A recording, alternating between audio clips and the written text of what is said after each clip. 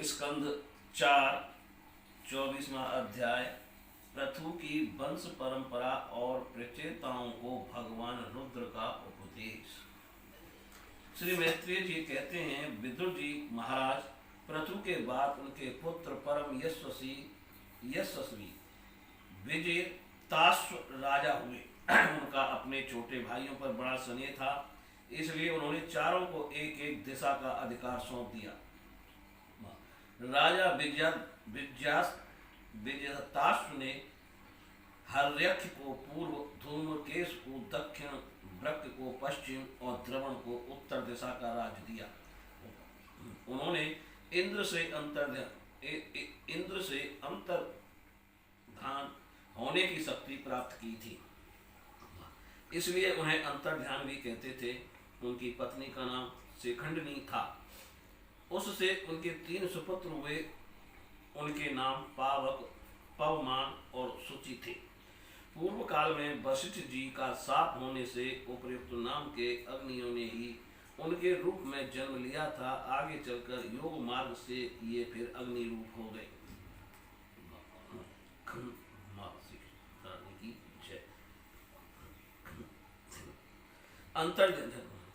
अंतर्ध्यान के नवसती नाम की पत्नी से एक और पुत्र रत्न हविर्धान प्राप्त हुआ। महाराज अंतर्ध्यान बड़े उदार पुरुष थे। जिस समय इंद्र उनके पिता के अश्वमेध यज्ञ का घोड़ा हर कर ले गए थे, उन्होंने पता लग जाने पर भी उनका वध नहीं किया था। राजा अंतर्ध्यान ने कर लेना, दंड लेना, जुर्माना वसूल करना आदि कर्तव्यों को बहुत कठोर एवं दूसरों के लिए कष्टदायक समझकर एक दीर्घकालीन यज्ञ में दीक्षित होने के बहाने अपना राजकाज छोड़ दिया।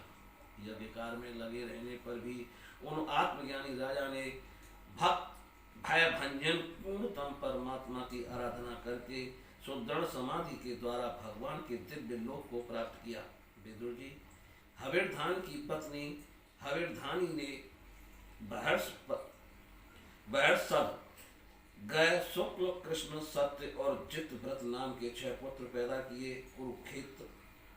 कुरुश्रेष्ठ विदुर जी, इनमें हविर्धान के पुत्र महाभाग भैष्य यज्ञादि कर्मकांड और योगाभ्यास में कुशल थे। उन्होंने प्रजापति का पद प्राप्त किया। उन्होंने एक स्थान के बाद दूसरे स्थान में लगातार इतने यज्ञ किए कि यह सारी भूमि पूर्व की ओर अग्रभाग करके फैलाए हुए कुशों से पट गई थी। इसी से आगे चलकर वे प्राचीन वरह नाम से विख्यात हुए। राजा प्राचीन वरह ने ब्रह्मा जी के कहने से समुद्र की कन्या शतद्रुति से विवाह किया था। सर्वांग सुंदरी किशोरी शतद्रुति सुंदर वस्त्राभूषणों से सज धज कर विवाह मंडप में जब भामर देने के लिए घूमने लगी, तब स्वयं अग्निदेव भी मोहित होकर उसे वैसे ही चाहने लगे जैसे सुखी को चाहा था। नवविवाहिता सुखद्रुति ने अपने नूपुरों की झनकार से ही दिशा विदिशाओं के देवता, असुर, गंधर्व, मुनि, सिद्ध, मनुष्य और नाग सभी को बस में कर लिया था। शतद्रुति के गर्भ से प्राचीन भर के प्रचेता नाम के 10 पुत्र हुए। वे सब बड़े ही मर्मज्ञ तथा एक से नाम और आचरण वाले थे।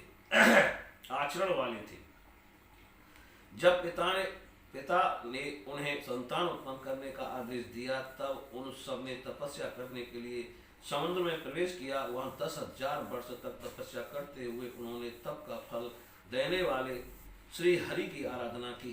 घर से तपस्या करने के लिए जाते समय मार्ग में श्री महादेव जी ने उन्हें दर्शन देकर कृपा पूर्वक जिस तत्व का उपदेश दिया था, उसी का वे एकाग्र पूर्वक ध्यान, जप और पूजन करते रहे।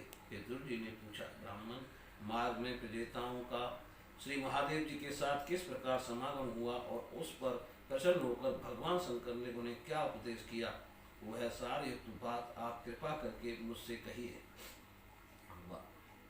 ब्राह्मण से, शिवजी के साथ समागम होना तो देहधारियों के लिए बहुत कठिन है। औरों की तो बात ही क्या है, मुनिजन भी सब प्रकार की आसक्ति छोड़कर उन्हें पाने के लिए उनका निरंतर ध्यान ही क्या करते हैं, किंतु सहज में पाते नहीं। यद्यपि भगवान शंकर आत्मा राम है, उन्हें अपने लिए न कुछ करना है न पाना, तो भी इस लोक दृष्टि की रक्षा के लिए अपनी घोर रूपा शक्ति शिवा के साथ सर्वत्र विचरते रहते हैं। श्री मैत्रेय जी ने कहा, विदुर जी, साधु स्वभाव प्रचेता गण पिता की आज्ञा से उद्धार कर तपस्या में चित्त लगा पश्चिम की ओर चल दिए। चलते चलते उन्होंने समुद्र के समान विशाल एक सरोवर देखा। वह महापुरुषों के चित्त के समान बड़ा ही स्वच्छ था तथा उसमें रहने वाले मत्स्य आदि जल जीव भी प्रसन्न जान पड़ते थे। उसमें नील कमल, लाल कमल, रात में, दिन में और सायंकाल में खिलने वाले कमल तथा इंद्रिय भर आदि अन्य कई प्रकार के कमल सुशोभित थे। उसके तटों पर हंस, सारस, चकवा और कारण आदि जल पक्षी चहक रहे थे। उसके चारों ओर तरह तरह के वृक्ष और लताएं थी। उन पर मत वाले भौरे गूंज रहे थे। उनकी मधुर ध्वनि से हर्षित होकर मानो उन्हें रोमांच हो रहा था। कमल कोष के परापुंज वायु के झकोरों से चारों ओर उड़ रहे थे, मानो वहाँ कोई उत्सव हो रहा है। वहाँ मृदंग, प्रणव आदि बाजों के साथ अनेकों दिव्य राग रागनियों के क्रम से गायन की मधुर ध्वनि सुनकर उन राजकुमार को बड़ा आश्चर्य हुआ। इतने में ही उन्होंने देखा कि देवाधिदेव भगवान शंकर अपने अनुचरों के सहित उस सरोवर से बाहर आ रहे। उनका शरीर तपी हुई स्वर्ण राशि के समान कांतिमान है, कंठ नीलवर्ण है तथा 3 विशाल नेत्र हैं। वे अपने भक्तों पर अनुग्रह करने के लिए उद्यत हैं। अनेकों गंधर्व उनका सुयश गा रहे हैं। उनका सहसा दर्शन पाकर प्रचेताओं को बड़ा कुतूहल हुआ और उन्होंने शंकर जी के चरणों में प्रणाम किया। तब शरणागत भयहारी धर्मस्थल भगवान शंकर ने अपने दर्शन से प्रसन्न हुए उन धर्माज्ञ और शील संपन्न राजकुमारों से प्रसन्न होकर कहा, श्री महादेव जी बोले, तुम लोग राजा प्राचीन भैरव के पुत्र बरहित के पुत्र हो, तुम्हारा कल्याण हो। तुम जो कुछ करना चाहते हो वह भी मुझे मालूम है। इस समय तुम लोगों पर कृपा करने के लिए ही मैंने तुम्हें इस प्रकार दर्शन दिया। जो व्यक्ति अव्यक्त प्रकृति तथा जीव संज्ञक पुरुष इन दोनों के नियामक भगवान वासुदेव की साक्षात समझ लेता है वह मुझे परम प्रिय है। अपने वर्णाश्रम धर्म का भली भांति पालन करने वाला पुरुष 100 जन्म के बाद ब्रह्मा के पद को प्राप्त होता है और इससे भी अधिक पुण्य होने पर वह मुझे प्राप्त होता है। परंतु जो भगवान का अनन्य भक्त है वह तो मृत्यु के बाद ही सीधे भगवान विष्णु के उस सर्व प्रपंच चातीत परम पद को प्राप्त हो जाता है, जिसे रुद्र रूप में स्थित मैं तथा अन्य अधिकारिक देवता अपने अपने अधिकार की समाप्ति के बाद प्राप्त करेंगे। तुम लोग भगवत भक्त होने के नाते मुझे भगवान के समान ही प्यारे हो। इसी प्रकार भगवान के भक्तों को भी मुझसे बढ़कर और कोई कभी प्रिय नहीं होता। अब मैं तुम्हें एक बड़ा ही पवित्र, मंगलमय और कल्याणकारी स्तोत्र सुनाता हूँ। इसका तुम लोग शुद्ध भाव से जप करना। श्री मैत्रेय जी कहते हैं, तब नारायण परायण करुणा हृदय भगवान शिव ने अपने सामने हाथ जोड़े खड़े हुए उन राजपुत्रों को यह स्तोत्र सुनाया। भगवान रुद्र स्तुति करने लगे, भगवान आपका उत्कर्ष उच्च कोटि के आत्मज्ञानियों के कल्याण के लिए, निजानंद लाभ के लिए है। उससे मेरा भी कल्याण हो। आप सर्वदा अपने नित्य सय परमानंद स्वरूप में ही स्थित रहते हैं। ऐसे सर्वात्म आत्म स्वरूप आपको नमस्कार है। आप परम नाथ समस्त लोकों के आदि कारण हैं। भूत सूक्ष्म तन्मात्र और इंद्रियों के नियंता, शांत एक रस और स्वयं प्रकाश वासुदेव चित्त के अधिष्ठाता भी आप ही हैं। आपको नमस्कार है। आप ही सूक्ष्म व्यनंती और मुखाग्नि के द्वारा संपूर्ण लोगों का संहार करने वाले अहंकार के अधिष्ठाता, संकर्षण तथा जगत के प्रकृष्ट ज्ञान के उद्गम स्थान बुद्धि के अधिष्ठाता प्रधुम्न हैं। आपको नमस्कार है। आप ही इंद्रियों के स्वामी, मन स्तुत्व की अधिष्ठाता भगवान अनिरुद्ध हैं। आपको बार बार नमस्कार है। आप अपने तेज से जगत को व्याप्त करने वाले सूर्य देव हैं। पूर्ण होने के कारण आप में वृद्धि और क्षय नहीं होता। आपको नमस्कार है। आप स्वर्ग और मोक्ष के द्वार तथा निरंतर पवित्र हृदय में रहने वाले हैं। आपको नमस्कार है। आप ही स्वर्ण रूप वीर से युक्त और चातुर्होत्र कर्म के साधन तथा विस्तार करने वाले अग्निदेव हैं। आपको नमस्कार है। आप पितर और देवताओं के पोषक सोम हैं तथा तीनों वेदों के अधिष्ठाता हैं। हम आपको नमस्कार करते हैं। आप ही समस्त प्राणियों को तृप्त करने वाले सर्वश्रेष्ठ जल रूप हैं। आपको नमस्कार है। आप समस्त प्राणियों के देह, पृथ्वी और विराट स्वरूप हैं तथा त्रिलोकी की रक्षा करने वाले मानसिक, इंद्रिय और शारीरिक शक्ति स्वरूप वायु प्राण हैं। आपको नमस्कार है। आप ही अपने गुण शब्द के द्वारा समस्त पदार्थों का ज्ञान कराने वाले तथा बाहर भीतर का भेद करने वाले आकाश हैं तथा आप ही महान पुण्यों से प्राप्त होने वाले परम तेजोमय स्वर्ग, वैकुंठ आदि लोक हैं। आपको पुनः पुनः नमस्कार है। आप पितृलोक की प्राप्ति कराने वाले प्रवृत्ति कर्म रूप और देवलोक की प्राप्ति के साधन निवृत्ति कर्म रूप हैं तथा आप ही अधर्म के फल स्वरूप दुखदायक मृत्यु हैं। आपको नमस्कार है। नाथ आप ही पुराण पुरुष तथा सांख्य और योग के अधीश्वर भगवान श्री कृष्ण हैं। आप सब प्रकार की कामनाओं की पूर्ति के कारण साक्षात मंत्र मूर्ति और महान धर्म स्वरूप हैं। आपकी ज्ञान शक्ति किसी भी प्रकार कुंठित होने वाली नहीं है। आपको नमस्कार है, नमस्कार है। आप ही कर्ता, कारण, करण और आप कर्ण तीनों शक्तियों के एकमात्र आश्रय हैं।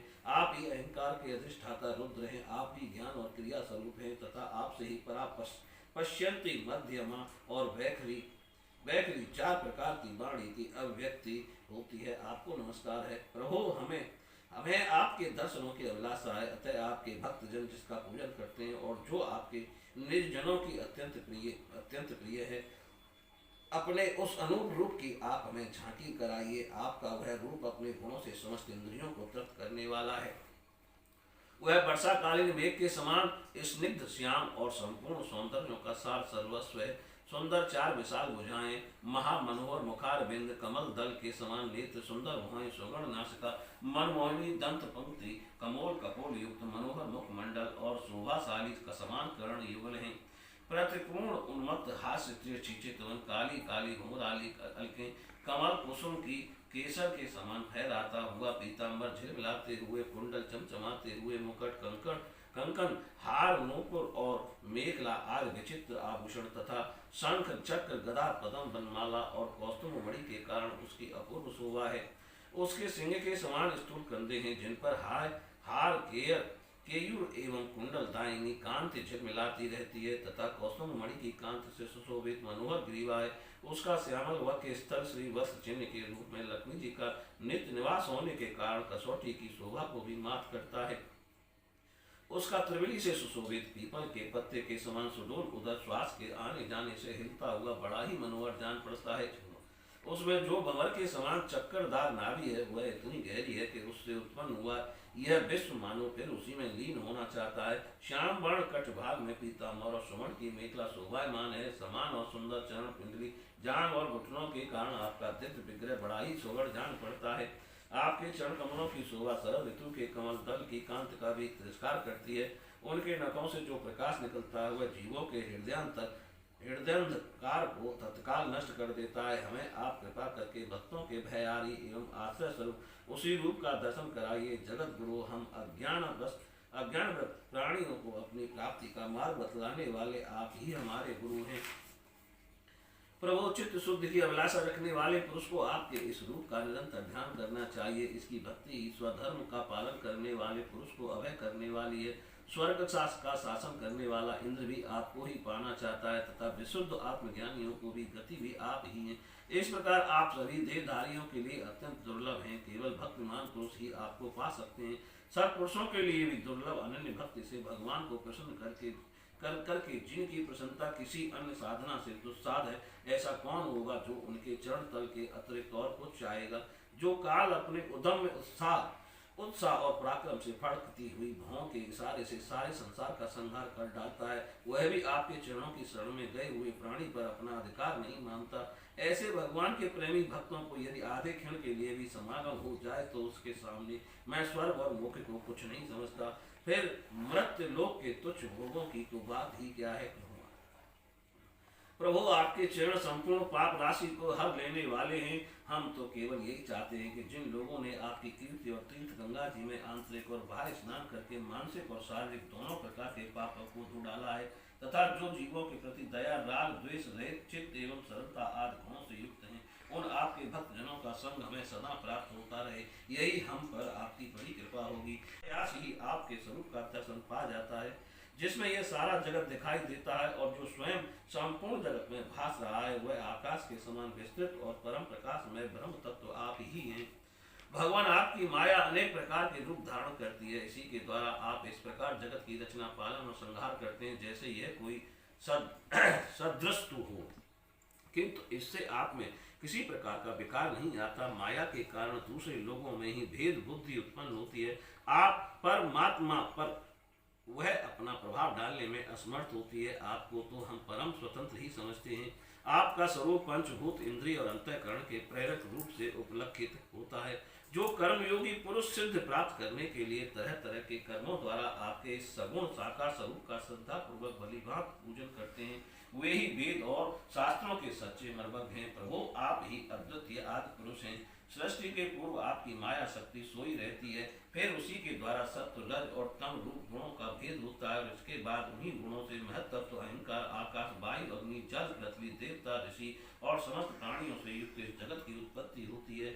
फिर आप अपनी ही माया शक्ति से रचे हुए इन जरायुज, अंडज, स्वदेज और उद्धिजक भेद से चार प्रकार के शरीर में अंश रूप से प्रवेश कर जाते हैं और जिस प्रकार मधुमक्खियां अपने ही उत्पन्न किए हुए मधु का आस्वादन करती हैं, उसी प्रकार वह आपका अंश उन शरीरों में रहकर इंद्रियों के द्वारा उन तुच्छ विषयों को भोगता है। आपके इस अंश को ही पुरुष या जीव कहते हैं।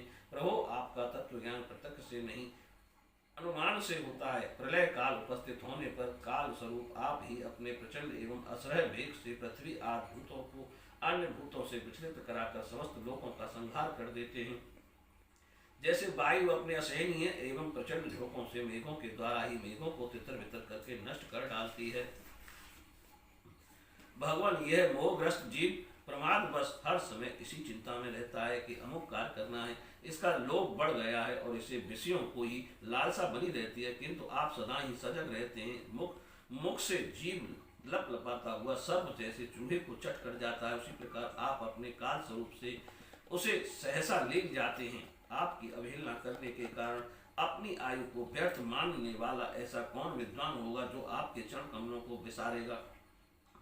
इसकी पूजा तो काल की आशंका से ही हमारे पिता ब्रह्मा जी और स्वयं आदि 14 मनुओं ने भी बिना कोई विचार किए केवल श्रद्धा से ही की थी। ब्राह्मण इस प्रकार सारा जगत रूप रुद्र काल के भय से व्याकुल है। अतः परमात्मा इस तत्व को जानने वाले हम लोगों को इस समय आप ही सर्वथा भय शून्य आश्रय हैं। राजकुमारों, तुम लोग विशुद्ध भाव से स्वधर्म का आचरण करते हुए भगवान में चित्त लगाकर मेरे कहे हुए इस स्तोत्र का जप करते रहो। भगवान तुम्हारा मंगल करेंगे। तुम लोग अपने अंतःकरण में स्थित उन सर्वभूतात्म अंतर्यामी परमात्मा श्री हरि का ही बार बार स्तवन और चिंतन करते हुए पूजन करो। मैंने तुम्हें यह योगादेश नाम का स्तोत्र सुनाया है। तुम लोग इसे मन से धारण कर मुनि व्रत का आचरण करते हुए इसका एकाग्रता से आदर पूर्वक अभ्यास करो।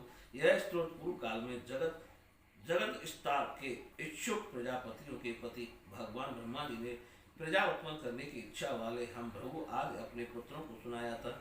जब हम प्रजापतियों को प्रजा का विस्तार करने की आज्ञा हुई, तब इसी के द्वारा हमने अपना अज्ञान निवृत्त करके अनेक प्रकार की प्रजा उत्पन्न की थी। अब भी जो भगवत पुराण पुरुष इसका एकाग्र चित्ते नित्य प्रति जप करेगा, उसका शीघ्र ही कल्याण हो जाएगा। इस लोक में सब प्रकार के कल्याण साधनों में मोक्षदायक ज्ञान ही सबसे श्रेष्ठ है। ज्ञान नौका पर चढ़ा हुआ पुरुष अनायास ही इस दुष्कर संसार सागर को पार कर लेता है। यद्यपि भगवान की आराधना बहुत कठिन है, किंतु मेरे कहे हुए इस स्तोत्र को श्रद्धा पूर्वक पाठ करेगा, वह सुगमता से ही उसकी प्रसन्नता प्राप्त कर लेगा। भगवान ही संपूर्ण कल्याण साधनों के एकमात्र प्यारे प्राप्तव्य हैं। अतः मेरे गाए हुए इस स्तोत्र के गान से उन्हें प्रसन्न करके वह स्थिर चित्त होकर उनसे जो कुछ चाहेगा प्राप्त कर लेगा। जो पुरुष उस काल में उठकर इसे श्रद्धा पूर्वक हाथ जोड़कर सुनता और या सुनाता है, वह सब प्रकार के कर्म बंधनों से मुक्त हो जाता है। राजकुमारों, मैंने तुम्हें जो ये परम पुरुष परमात्मा का स्तोत्र सुनाया है, इसे एकाग्र से जपते हुए तुम महान तपस्या करो। तपस्या पूर्ण होने पर इसी से तुम्हें अभीष्ट फल प्राप्त हो जाएगा। बोलिए श्री कृष्ण भगवान की जय।